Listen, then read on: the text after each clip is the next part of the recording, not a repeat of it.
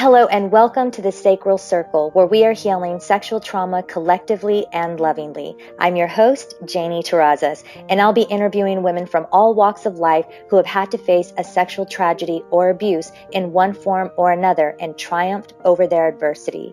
On every episode, a guest will deliver inspirational support, words of comfort, and empowering healing advice.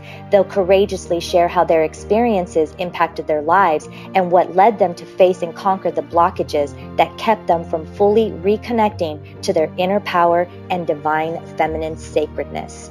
Be sure to subscribe to my podcast, The Sacral Circle. Just search The Sacred Stories on iTunes. To learn more about my coaching and healing services, visit JanieTerrazas.com. I want to thank our beautiful listeners for joining us today on The Sacral Circle, the self-love haven where we leave judgment at the door.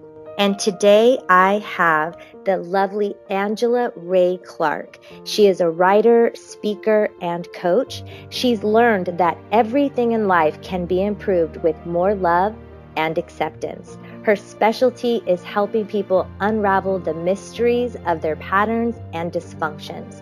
She then guides them on how to write the new story and imagine something more than they ever dreamed possible. Angela is especially fond of inner child work. As a young girl, she faced sexual abuse and exploitation, which led her to her feeling broken as a teen and young woman.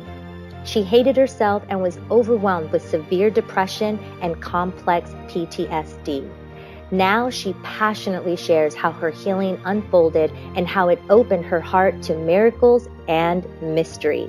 As a healer, she has several healing modalities in her toolbox. She's currently writing a book called The Other F Word, My Manual on Forgiveness. Be sure to visit her website, Angela Rae Clark. That's AngelaRaeclark.com to read her inspirational blogs and to learn more about her healing services. Angela, thank you so much for being with us today. Thank you, Janie. It's such a joy and a blessing. At this time, I'd like to remind our listeners that this interview with Angela Rae Clark was broken down into two parts.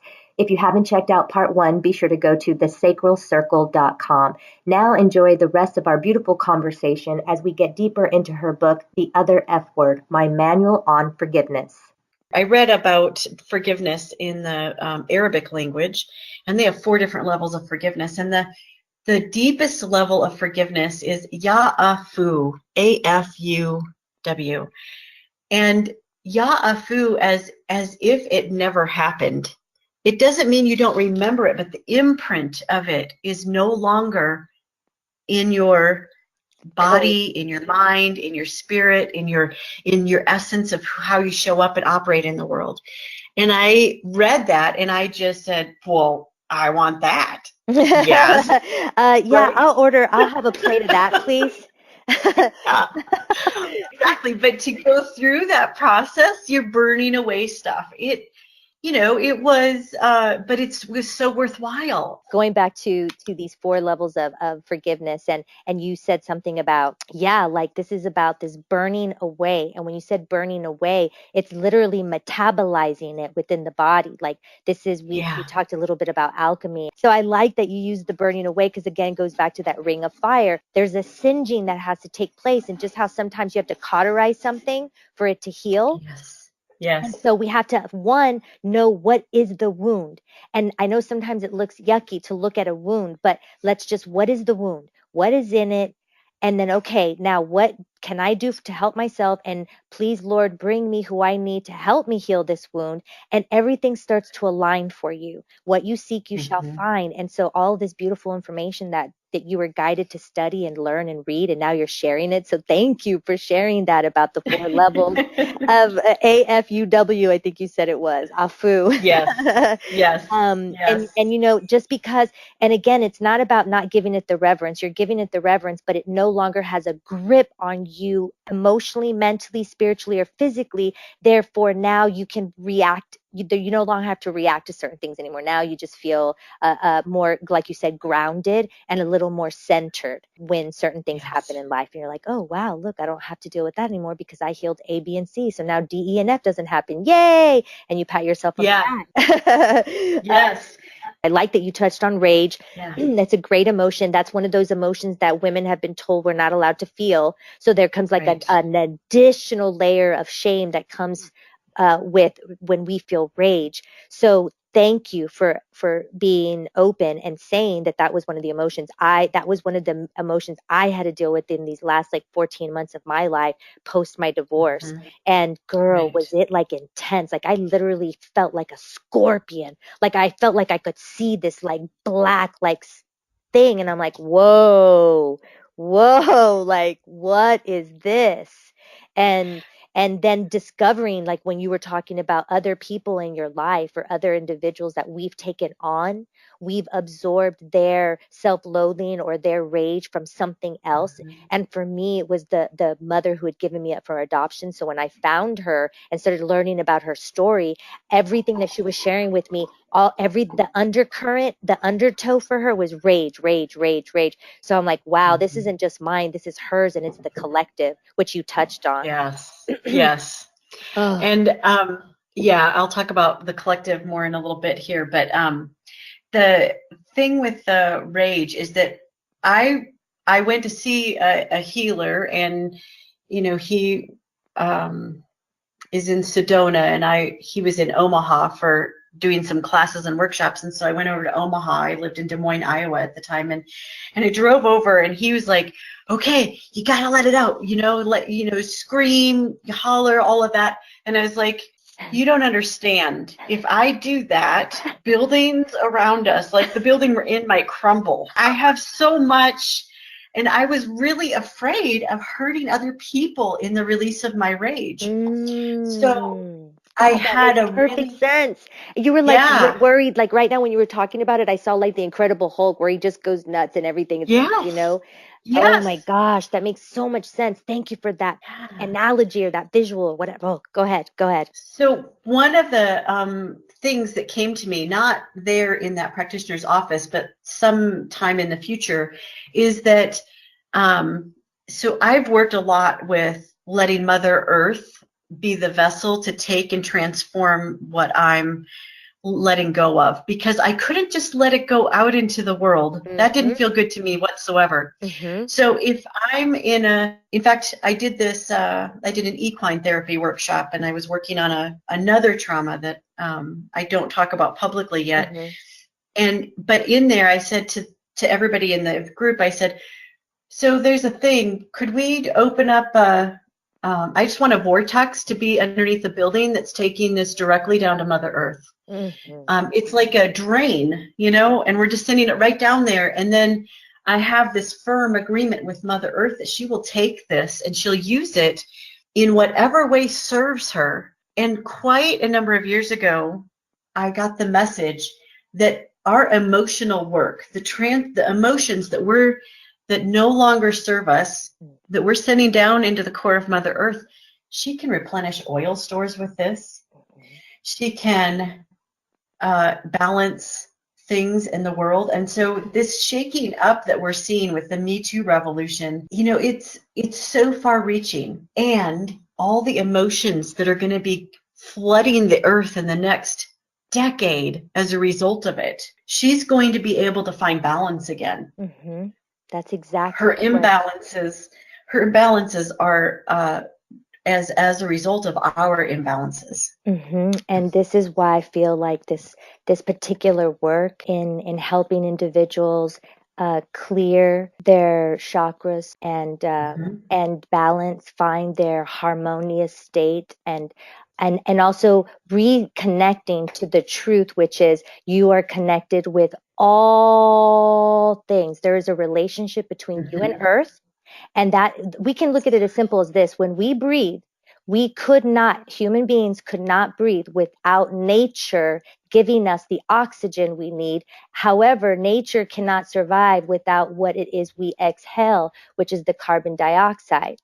And so that God has revealed to me again and again and again and again, Janie, the answers, I have hidden them within the body. I didn't even hide them. All you need to do is just research a little bit, and you will find the divine intelligence within your physical body, and then you will see it as the miracle it is.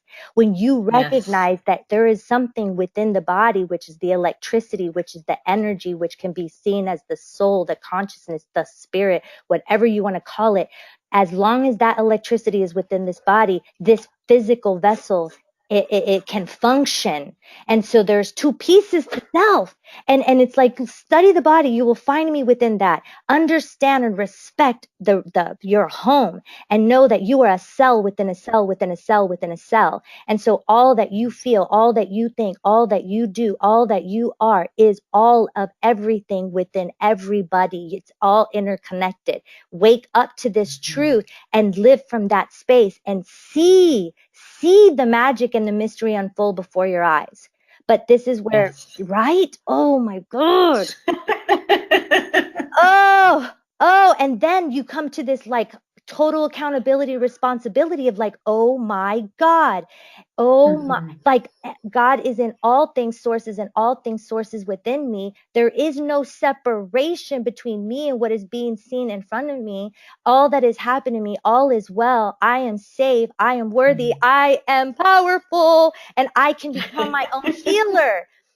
It's like they make us believe that the savior is outside of ourselves, and it's like the savior is within, and become savior like. And who were the saviors here on this earth? What did they embody? What were they sharing? What were they being? They weren't trying to do anything other than just share. Look at how I act. Look at how I think. Look at how I am. Look at the I am within my I am, and do your best to follow this. And this is the virtuous path. And this will be the path of you healing the shadow, the ego, the pain that you're identifying with. Oh my God. I don't even know if I'll use all that on there, but I just needed to speak that. And thank you for giving me the room to say it.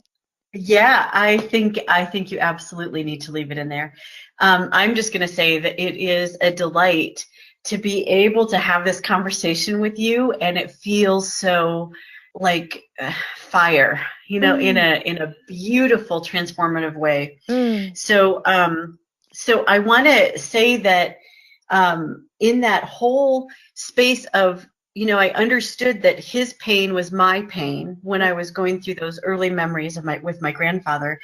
And once so there's one other little, well, not little, but piece of information that's pretty important about me, is that my grandfather actually, by the time I was 5, started selling me to other people. So I have a clear, distinct memory, very detailed, which I will not go into because it doesn't serve to tell the details. But $25 changed hands over my head. And then I was used by a man, and my grandfather then took me home. And that was like, I'd already had this messed up paradigm, and but then when I was going through the reliving of that, it was like the ground was moving underneath me, and I didn't know. As a 5-year-old, I thought, well, I didn't know how to make sense of this, and so I had all this compassion for my grandfather, right? Because I'd experienced his pain firsthand, and then I remembered that. And I was going through my processes of healing, and I kind of got to a line where I said, okay, Grandpa, I can forgive you for a lot of what you did, but you crossed a line. You sold me. You sold me to other people. How can you, I don't even want to get into a space of knowing what the hell that was about.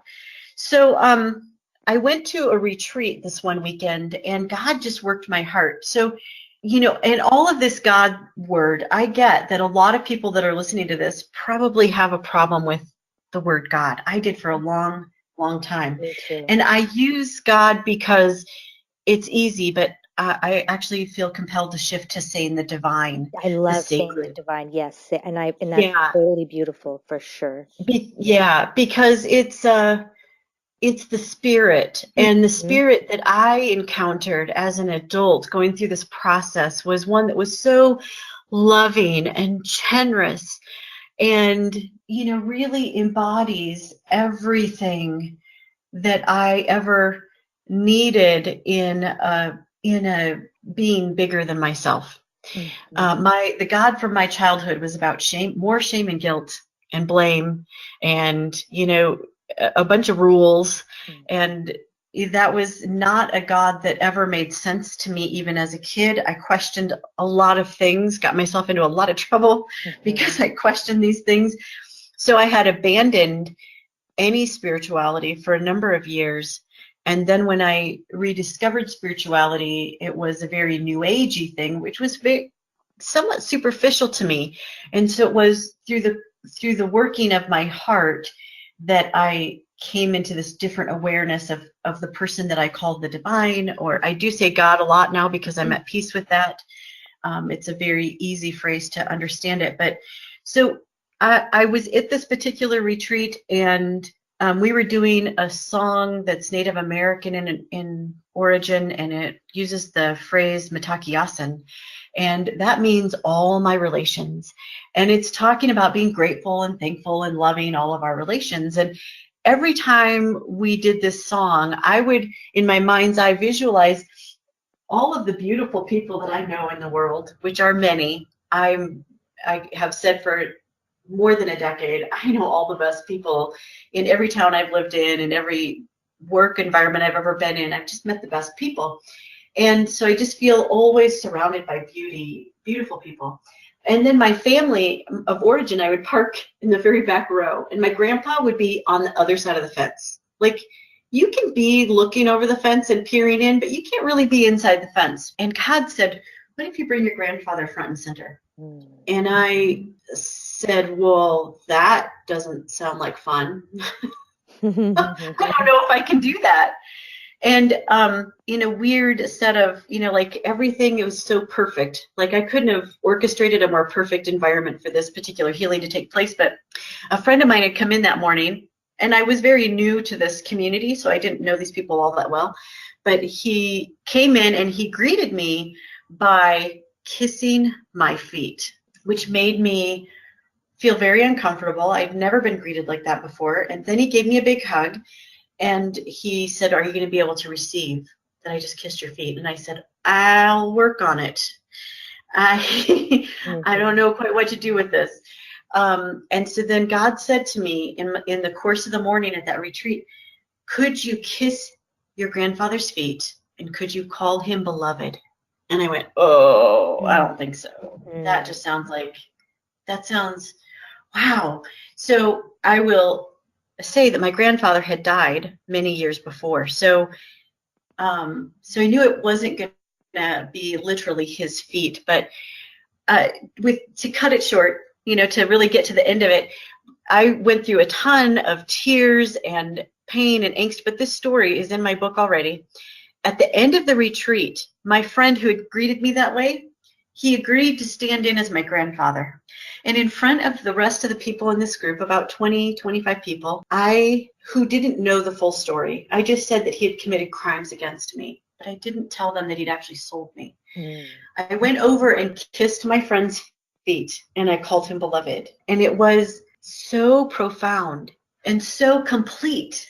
It was, and the shame that I'd carried with me that was from my grandfather, shame about my body, shame about the tone of my voice, shame about my appearance, shame about anything and everything, just dissipated. It was gone. So it was a very compelling reason for me to be open to forgiveness. And up until that point, I really hadn't worried about it.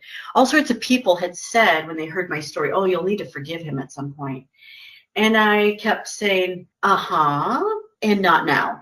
I'm not, I am very aware that I'm not ready.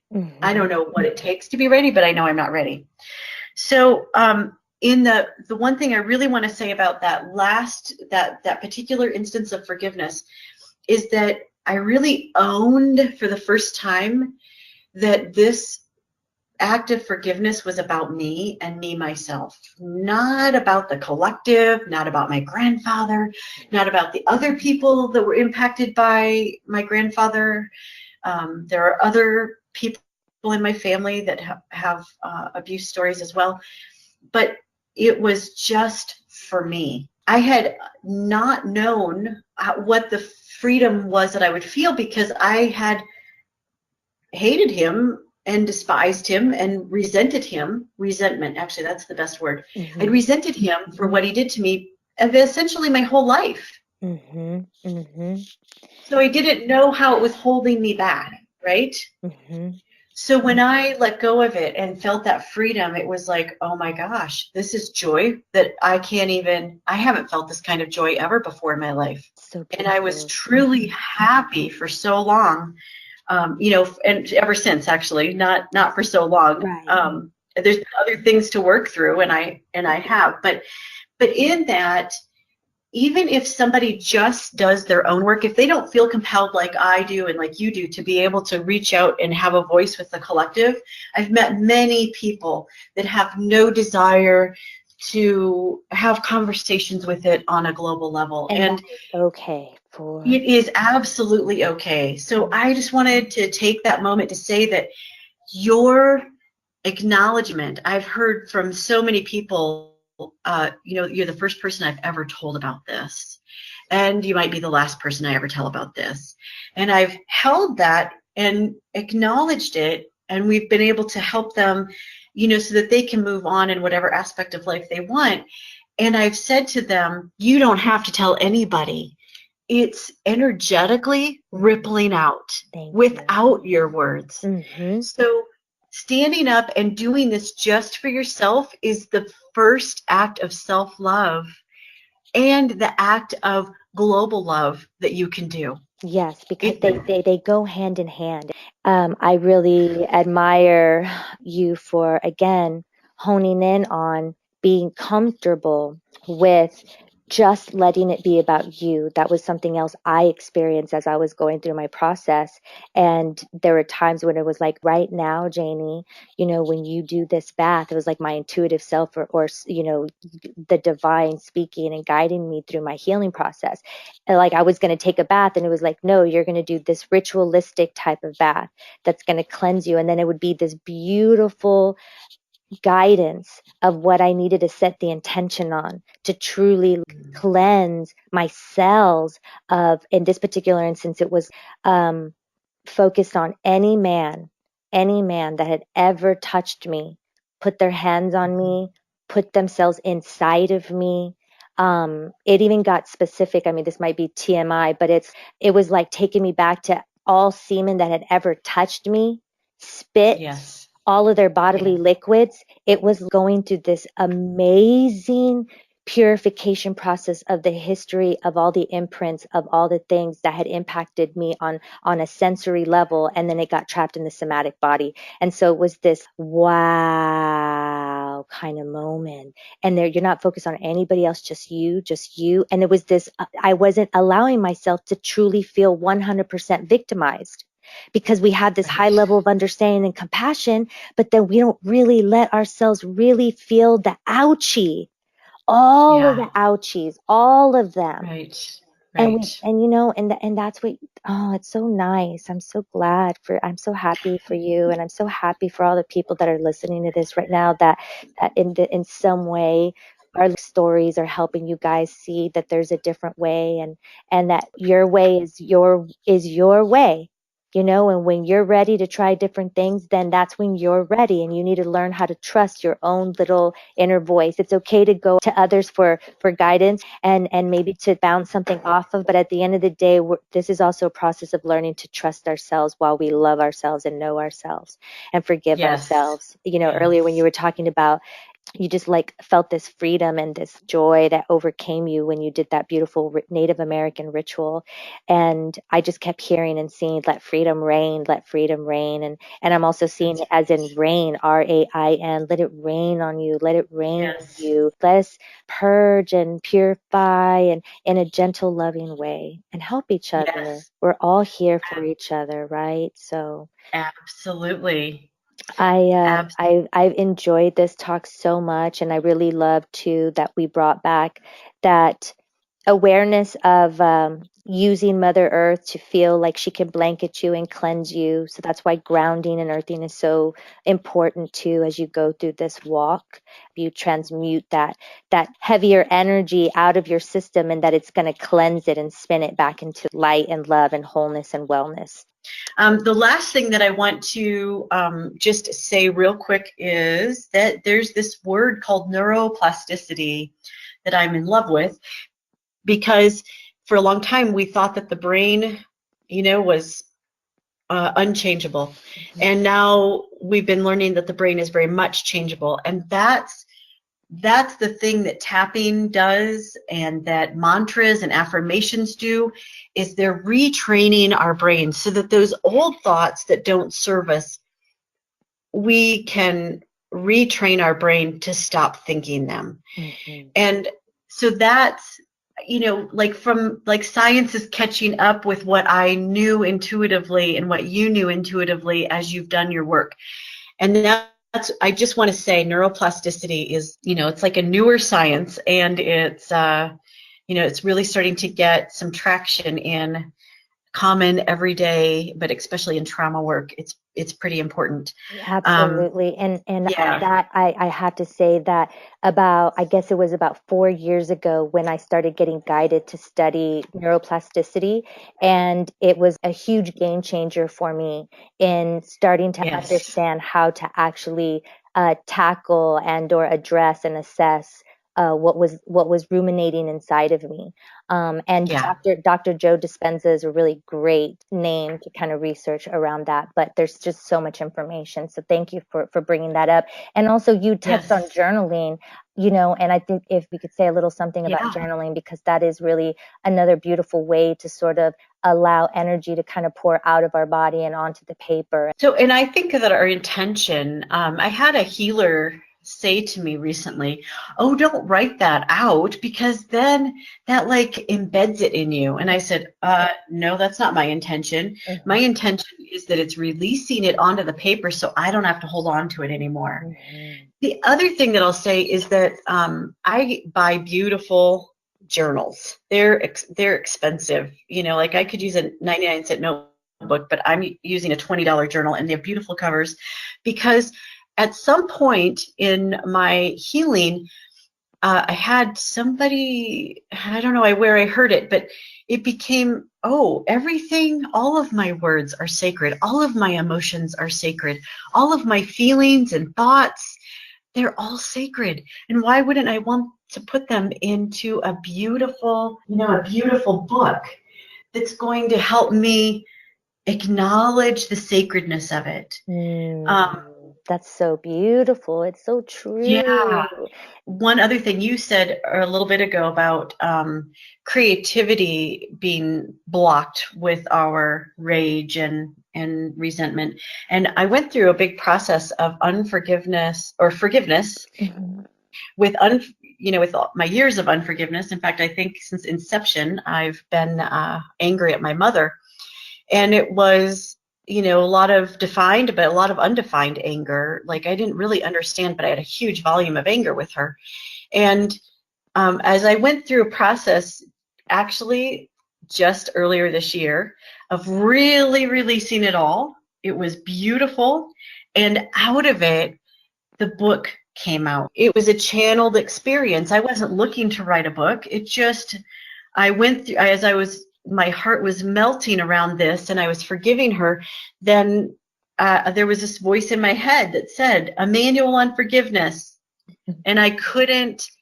I just sat down, and that was day one of writing, and that was a little bit less than a year ago. So yes, you reframe how. Okay, it's like you mentioned, rage. When we hear rage, we're like, ooh, we don't want to feel rage. And it's like, no, there's a reason why we feel the rage. Let us accept and acknowledge that reason. And then what can we do with this? What can we, how can we turn this into paint and paint this other picture over here where it brings light and life back into it again? And that is like a skill that all of us can develop. This is about being Yes. mindful as a mindfulness coach. This is what and the type of coach that you are, right? Like a healer. At the end of the day, Yes. we're just here to be of service so that we can help heal the sorrow and the burdens that are weighing on people's minds and hearts, That's right. so that they can experience That's right. more peace and joy and abundance in their lives today. Yep. Yes. Oh my God. Okay, so this is probably a Okay. place where we can like wrap it up, but I'm so Close up. glad. Yep. I want to thank you so much, Angela, for being a part of the Sacral Circle. We greatly appreciate it. You'll always be a part of the sisterhood here now. So why don't you go ahead and take this time to leave our listeners with information on how they can find you and any other thing that you would like to share. Absolutely. So I'm going to take a moment to acknowledge you, Janie, for being a voice for revolution, for change, for transformation, and for healing. And I just really appreciate the time that we've spent together. It has been a beautiful experience. So thank you very much for this, your dedication to healing the collective. It's a privilege and an honor. It really is sacred work that you are doing as well, Janie. So I'd just like to acknowledge that you're stepping up, and using your voice was a big part of the collective #MeToo revolution that's happening. You know, it's been gaining momentum over the last few years. If you go, I was going back in my journals and I was going, oh my goodness, there was this big, headlining, like the Sandusky thing that happened a few years back. So that was like this, we've been gaining momentum in this direction, and now we're in the midst of it. And now it's really important for there to be lots of voices talking about what to do after #MeToo. That's part of what I think is important. We want to have our guideposts of how do we get there? What do we need to do? Where do we want to end up?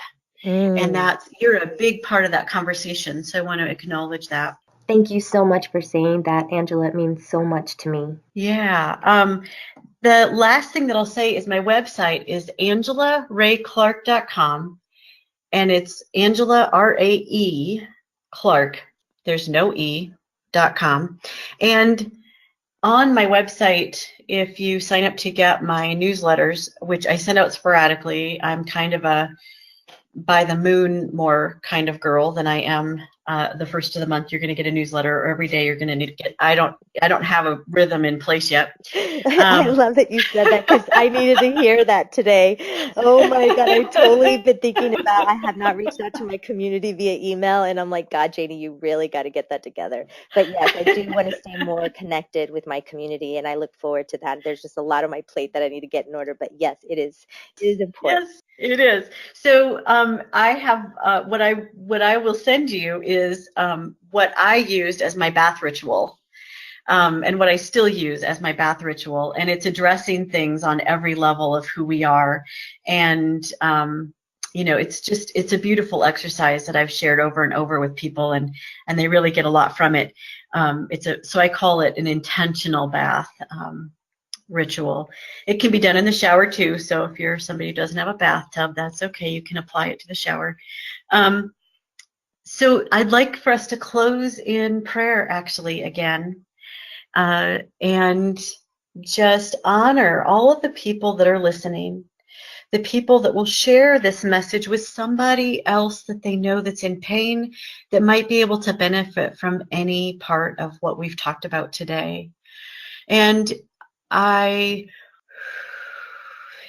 so grateful to the divine for being such a beautiful presence in my life that has been able to bring me to this space to be able to talk about the things that happened to me, to be able to share the freedom and the liberation that I now feel. And I'm so compelled to encourage and invite other people through that exercise so that they can feel the freedom, the liberation, the joy, the happiness from the past, that we're not letting the past define us. We are choosing our future. We are using our voice, our body, our healing to make a difference and to create a change for future generations. That I love the thought that there will someday be in our dictionary no room for the word abuse, no room for the word trauma, no room for the word violence. That those things have been eradicated, and we just don't have room for them anymore. We don't have a paradigm that they exist in. And so planting that seed within each of us, that it begins with our individual lives, that if our individual lives, we are able to remove the evidence of trauma and abuse and violence, that we can actually change the world.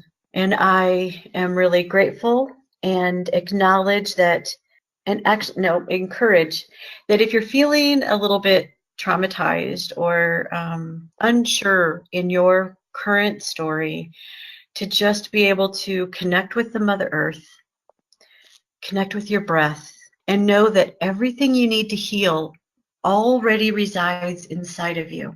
It already is right there inside of you. And the more that you can come within, as scary as it might be, that is where you will find peace. And that you can ask the divine to be your witness, your guide, your partner, and you can be steadfast in that comfort and in that safety, because feeling safe during this process is absolutely your right. Yes, steadfast in comfort. That is a big part of this, and feeling safe. There are no words to really give my gratitude, really, really, right? Amen. That's a beautiful way to just sort of sum up this whole entire episode today. This will be a part 2, obviously, but there's just so much great pieces of gold, that people can take away from it. So thank you for your openness, and again, for your time and your energy and all the work that you do to help others. Thank you. And thank you to our beautiful listeners for tuning in. Be sure to subscribe to the Sacred Stories podcast on iTunes, where you'll find other impactful, inspiring shows. Connect with me via our social media pages. You'll find us at the Sacral Circle. Your shares and likes are greatly appreciated because they help spread the love. If you have any questions about my coaching and healing services, visit my website at JanieTerrazas.com. As we say goodbye, always remember to know your worth and continue to love and value yourself wholeheartedly. Peace be with you.